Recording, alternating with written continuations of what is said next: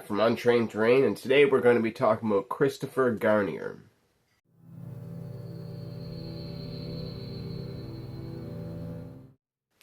Today our story takes place in Truro, Nova Scotia.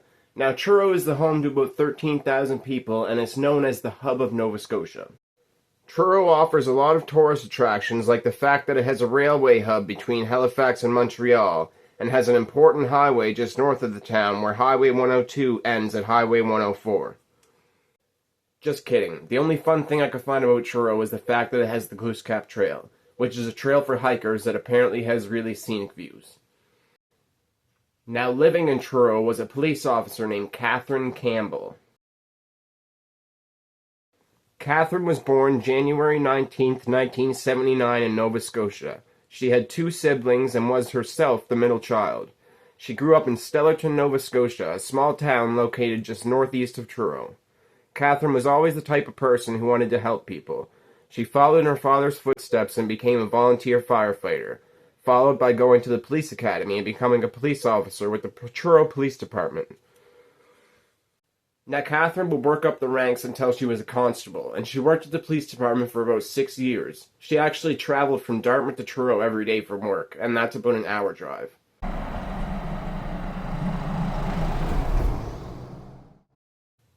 Now on September 10th, 2015, Catherine would go missing, and she was last seen by one of her neighbors on her balcony at her apartment. And the following Monday, when she didn't show up for work, her dispatch supervisor reported her missing.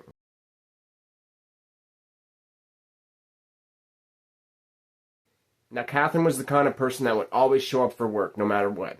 And if she didn't, she would call in early to say. And this time, suspicion really arose when she didn't show up, so they took it very seriously.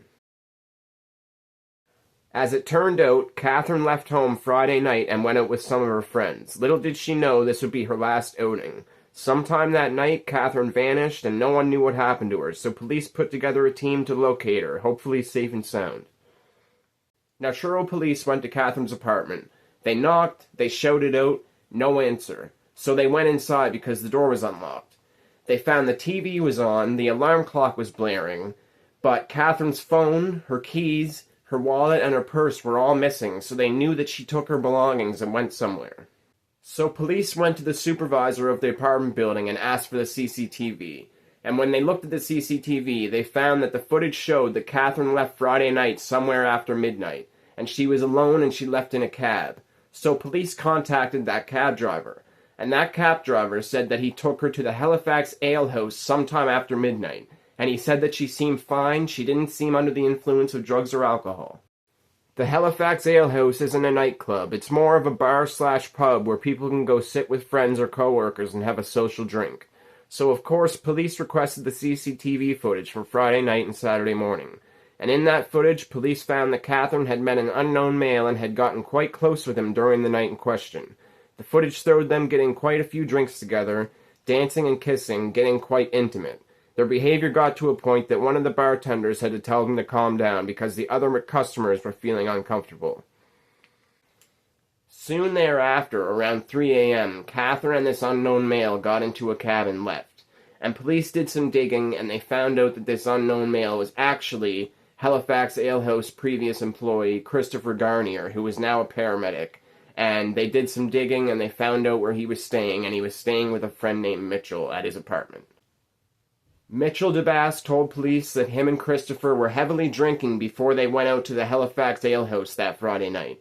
And Mitchell was so drunk that the alehouse refused to give him any more drinks. The police showed up and took him to the drunk tank, but Christopher, being Christopher, decided to stay out and see what the night would bring. And that's how he met Catherine. On September the 15th in Halifax, Catherine's body was found under a box under the bridge next to a green bin, and inside the green bin, police located Catherine's keys. Just about an hour later, police stopped and arrested Christopher Garnier while he was driving down the road, and they arrested him on suspicion of murder. Inside the 27-year-old's car, police found a tarp, rope, a blanket, and a half-full 5-liter gas jug. They also found a backpack containing a hoodie, sandals, pants, 3 t-shirts, 6 pairs of underwear, toiletries, his passport, a deck of cards, and 2 boxes of the antidepressant Cipralex. Next door to Garnier's friend's apartment where he was staying was the Soma Vein and Laser Clinic, so police asked to see their CCTV from Friday night into Saturday morning. In the footage, Garnier is seen taking a green compost bin, wheeling it across the parking lot, doing something, and then wheeling the green bin back across the parking lot. Police were quite suspicious as to what was in the green compost bin, but they thought they already knew, so they went to question Garnier and they found out some things.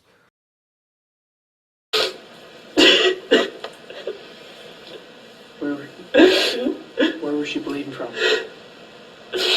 I think her nose.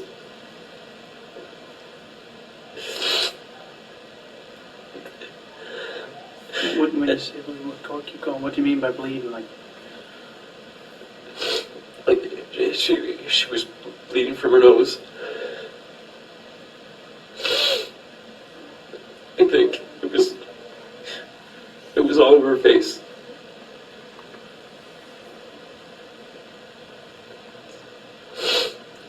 That's how I know she wasn't alive when she went into bed, because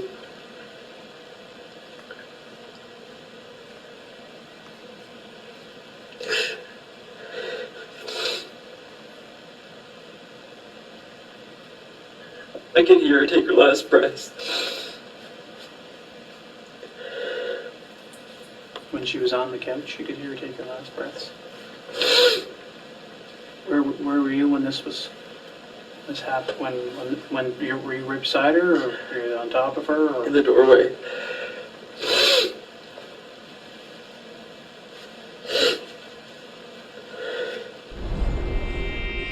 Now police began to search the McCulley Street flat, and they found blood on the floor, the walls, the baseboard, and they noticed that the mattress was missing from the red pull-out couch in the living room.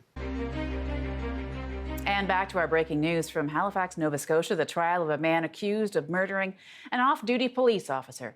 Christopher Garnier has been found guilty of second-degree murder, and the jury also found Garnier guilty of improperly interfering with human remains. Christopher Garnier was found guilty of second-degree murder and was given a life sentence with eligibility for parole after 13 and a half years.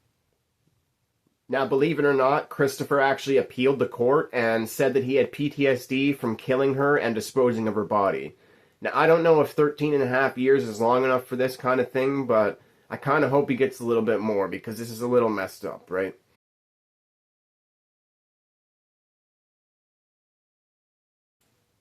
Anyway, thank you for watching, and if you like what you see, like and subscribe for more. Thanks.